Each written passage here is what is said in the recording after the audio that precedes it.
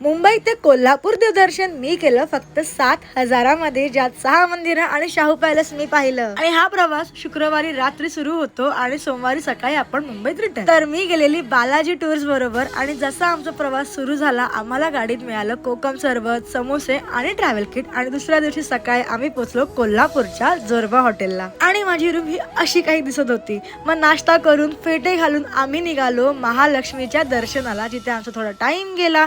मग तुम्हाला शॉपिंग साठी आणि पर्सनल वेळ सुद्धा मिळतो. नंतर संध्याकाळी आराम करून आम्ही निघालो छत्रपती शाहू पॅलेसला आणि पुढे गेलो ज्योतिबाच्या दर्शनाला. आणि तेव्हा वातावरण खूप छान दिसत होतं. आल्यावरती आम्ही डिनर केलं आणि दुसऱ्या दिवशी सकाळी उठून निघालो आदमापूरला बाळू मामांच्या दर्शनाला. मग ब्रेकफास्ट मध्ये मिसळ पाव तर काहींनी मटकी भेळ खाल्ली. मग त्यानंतर आम्ही दर्शन घेतलं खिद्रापूरच्या कोपेश्वर महादेव मंदिराचं. मग दुपारचं जेवण करून आम्ही निघालो नरसोबाच्या वाडीला आणि शेवटला दर्शन घेतलं चिन्मय गणाधीश गणपतीचं. आणि मग सुरुवात केली परतीच्या वाटेला. आणि या यात्रेमध्ये अनलिमिटेड फूड, AC बस, चांगला स्टाफ, सगळं काही होतं. तर सर्व डिटेल्स कॅप्शन मध्ये आहेत, तर नक्की वाचा. Do share and save.